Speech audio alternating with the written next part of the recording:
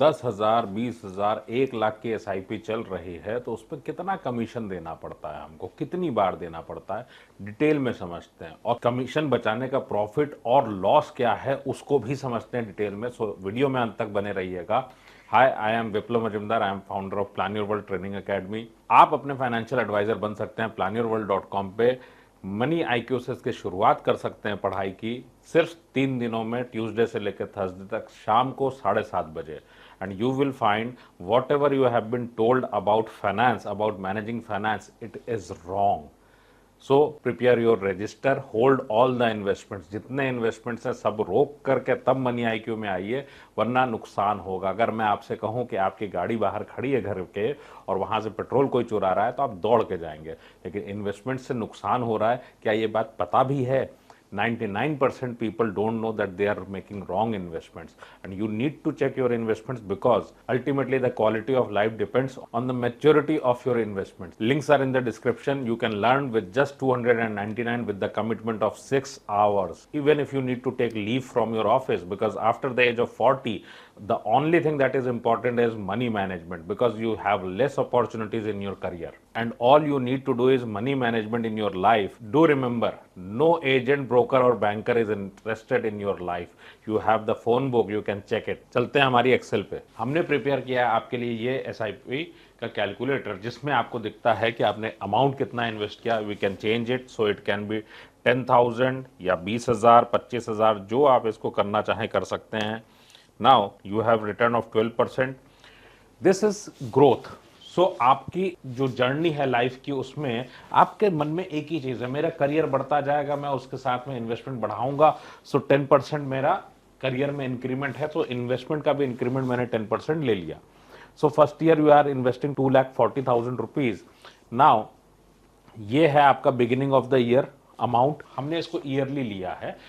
अब हम value eight year and ले रहे हैं। सो एक क्लॉज क्या आता है, अगर हम इसको महीने का कैलकुलेशन करेंगे तो बहुत लंबा कैलकुलेशन होगा, आपको दिखाने के लिए भी थोड़ा सा तकलीफ आता है, लेकिन अगर हमें बनाना हो we can certainly. Money IQ में we do it for entire month. Then we have brokerage. So brokerage is 1.25% approximately. हम दो कैलकुलेशन करेंगे, एक कैलकुलेशन में हम इसको पूरा देखेंगे with brokerage and second one would be without brokerage. 2,40,000 का इन्वेस्टमेंट किया हमने साल का। अब आपके सामने क्या हुआ, ये 2,40,000, इसके ऊपर हमने इंटरेस्ट रेट ले लिया। Now this is 2,68,000 and there is a brokerage amount. ये अमाउंट क्या कहता है? ये अमाउंट वो अमाउंट है जो आपके पैसे में से कट के निकला है। अगर ये नहीं होता तो ये 2,688 यहां पे जुड़ जाता उस साल में। So do remember this. Now the second point, हमारे पास में हमने लगातार ये इन्वेस्टमेंट किया, आप पैसा बढ़ाते जा रहे हैं। So if you can check, शुरुआत में this amount is very less. आपके पास नॉलेज नहीं है, आपके पास टाइम नहीं है, you know it hardly matters. Money management is left for the advisors, क्योंकि जो फेल होकर के आए, because in India no one has the aspiration कि I will send my child to IIM और उसके बाद मैं उसको एडवाइजर बनाऊं, उसके बाद मैं म्यूचुअल फंड एजेंट बनाऊं, कोई भी नहीं है। So we leave it to others, the people who are considered कि वो आएगा, वो अपना एक फॉर्म भरेगा, SIP कराएगा और चला जाएगा। अब अगर आप किसी से एडवाइस ले रहे हैं या आपने इन्वेस्टमेंट किया, दोनों ही मोड में, initially if you can see, first year you are paying 2,688, second year you are paying just 5,967, hardly matters. Now with the passage of time, this amount is 55,794, 2 lakhs rupees from your portfolio it is going. Then if you see 5,32,229, then if you see 11 lakhs rupees in total, जो payment आप करते हैं that is 1,20 lakhs rupees आपके account का। ये पैसे आपके portfolio में ऐड होते। और अगर मैं लॉस की बात करूं तो लॉस कितना है उसको हम समझ लेते हैं। लॉस के लिए मैं क्या करता हूं, यहां पे मैं फिगर ले लेता हूं। ये हमारे सामने है 16,81 lakhs, राइट। सो अगर ये आप डायरेक्टली करते हैं 16.8 करोड़ ले लेता हूं, और अगर मैं यहां पे सिर्फ ब्रोकरेज को हटा देता हूं, व्हाट इज द डिफरेंस? मैंने ब्रोकरेज को हटाया, now you have 19.5 crore. So मैं 19.5 करोड़ को यहां लिखता हूं। Now the difference is this 2.7। क्या 2.7 करोड़ छोटा अमाउंट है? This is the loss at the age of 60। जब मैं 90 पे जाऊंगा, क्योंकि ये 60 तक का है, जब मैं 90 पे जाऊंगा तो it is just going to become 3 और 4 टाइम्स ऑफ दिस। अब मुद्दा क्या आता है यहाँ पे? 2.7 करोड़ बड़ा है छोटा है मैं नहीं जानता, यू आर बेटर जज। Now the point is what is the benefit? आप जिससे एडवाइस ले रहे हैं, क्या वो इस लायक इंसान है कि वो आपका पैसा मैनेज कर रहा है? क्या वो आपका एडवाइजर है? Is he a SEBI registered person? क्या वो सेबी का रजिस्ट्रेशन आरआईए कोड है या उसका कोड एआरएन से चलता है? तो हिडन कमीशन है। नाउ द पॉइंट इज, आप अगर इस पैसे को खुद मैनेज करते हैं तो क्या करना पड़ता है, क्या फायदे होते हैं? आप मैनेज करते हैं तो सबसे पहला पॉइंट, आपका टारगेट थोड़ी है कि कोई एनएफओ आया है तो एनएफओ सेल करना है। आपका टारगेट थोड़ी होता है कि साल की एसआईपी है 20 साल की एसआईपी भर दो। अरे फंड मैनेजर का कमिटमेंट नहीं है, मुझे क्यों उस फंड में जाना है 20 साल के लिए? दूसरा, अगर मुझे म्यूचुअल फंड से निकलना है, is there any advisor who says कि sir it's the time you should exit? No. आपने एग्जिट किया, वो एक से दूसरे में घुमाते रहेंगे, because ultimately it's about trail commission. आपको डेली बेसिस पे कमीशन देना है। नाउ आपकी लाइफ जो है वो म्यूचुअल फंड ड्रिवन है या आपकी लाइफ में इंपॉर्टेंट है कि आपको पैसे चाहिए लाइफ में? ये पैसे कहीं से भी आए, आपकी लाइफ में पैसे बनने चाहिए। सेकंड पॉइंट, क्या इंपॉर्टेंट है? बच्चे का एजुकेशन। क्या इंपॉर्टेंट है? आपका रिटायरमेंट। पैसा कभी भी इस फॉर्मेट में नहीं निकलता, कभी भी इतना ग्रो ऐसे नहीं करता। क्या होता है, आप समय समय पे अपनी लाइफ के हिसाब से पैसे का विड्रॉल करते हैं। क्या आपके एडवाइजर ने आपकी गोल बेस्ड प्लानिंग करी है? क्या आपके करियर से इन्वेस्टमेंट को मैच किया है? क्या आपकी बजटिंग की है उन्होंने? क्या आपके आईटीआर को प्लान किया? अगर नहीं किया है, एडवाइजर कहाँ है?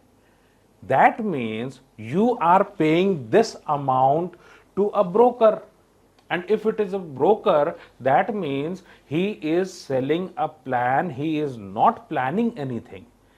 That means कि ये सारे काम आपको खुद करने पड़ेंगे, अदरवाइज ये पैसा तो वैसे भी नहीं बनना है इतना बड़ा। दूसरा, पैसा अगर बड़ा हो गया, हाउ टू मैनेज दैट? दो चीजें आती हैं। If you are really planning your life, अगर आपको लगता है कि आपकी लाइफ इन्वेस्टमेंट से चलने वाली है, देन आपको क्या करना है? You need to have right adviser. दो ऑप्शन आपके पास है। आपके पास में एक अच्छा एडवाइजर होना चाहिए। 1 लाख या 3 लाख साल का मिनिमम लेगा वो इंसान ही आपका एडवाइजर हो सकता है, दूसरा कोई नहीं हो सकता। दूसरा, क्योंकि अगर कोई कॉम्पिटेंट है तो चार्जेस लेगा। अगर आपके पास एडवाइजर नहीं है, आप नहीं पे करना चाहते इतना, एंड आपके पास में initially if you have 10 hours in total and weekly अगर आप 1 घंटा निकाल सकते हो तो आप अपने एडवाइजर खुद बन सकते हो। And that is the benefit of taking financial education. भाई किसी एजेंट ने कभी तो शुरू किया था, जिंदगी में कहीं फेल हुआ, पैसे थे नहीं कहीं लगाने के लिए, तो बोला गया भाई 2000 रुपए का एग्जाम दे दो, उसके बाद म्यूचुअल फंड के एजेंट बन जाओ। अब आपके जीवन में अगर आप अपने पैसे बचाना चाहते हैं तो कौन से रास्ते हैं? आपके पास में वेल्थ भी बनानी है, तो वेल्थ के रूल्स सीखने पड़ेंगे। क्या आप खाली म्यूचुअल फंड समझना चाहते हैं या आपको सारे रूल्स जानने चाहिए? तो सारे रूल्स में आपका इंटरेस्ट है, नंबर 1। नंबर 2, आप अपनी वेल्थ क्रिएट करते हो। घर के हर इंसान का आईटीआर अलग, आपको रूल्स जानने पड़ेंगे कि इमरजेंसी का पैसा कहाँ रखना है। वो थोड़ी म्यूचुअल फंड में आप रख दोगे कि कल को कोविड जैसी सिचुएशन आई, फंड बंद हो गए, तो इसका कोई मतलब नहीं बनता। नाउ द पॉइंट इज, अगर ये सब आपको खुद करना है तो आपको जरूर पढ़ाई करनी पड़ेगी। Things are not tough. मैंने अपना ग्रेजुएशन बायोलॉजी में किया, मैं अगर बायोलॉजी से पढ़ के फाइनेंशियल प्लानिंग कर सकता हूँ, सीएफपी बन सकता हूँ, तो आप भी कर सकते हो। हमने मनी आईक्यू क्लास को बिल्कुल सिंपल तरीके से बनाया कि बिना फॉर्मूले के कोई भी हाउसवाइफ या आपके बच्चे या आप अपना पैसा मैनेज कर पाओ। अब ऑब्वियसली बच्चों से तो मैनेज नहीं करवाएंगे, वरना पता चला सब निकल ही गया, किसी गेम पार्लर पे निकल गया या कहीं और। सो पॉइंट इज, आपको अपना पैसा अगर खुद मैनेज करना है तो फिर आपको पढ़ाई करने की जरूरत पड़ेगी। You can learn with me in money IQ class from Tuesday to Thursday. और ये पैसा आपको खुद मैनेज करना चाहिए। आपको जानने की जरूरत है किस सिचुएशन में पैसे को कैसे मैनेज करना है। आपने एसआईपी की जब ये अमाउंट आपका बड़ा हो गया, आप इस अमाउंट को किस तरीके से मैनेज करें, किस किस कैटेगरी के फंड में रखने के क्या रूल्स को फॉलो करना चाहिए, बिकॉज तमाम अलग अलग रूल्स है। हिस्ट्री क्या कहती है, इतिहास क्या कहता है इन फंड्स के बारे में, फंड मैनेजर्स की क्या स्ट्रेटेजी रहती है, ultimately if they are in job उनका क्या रोल है कंपनी के अंदर।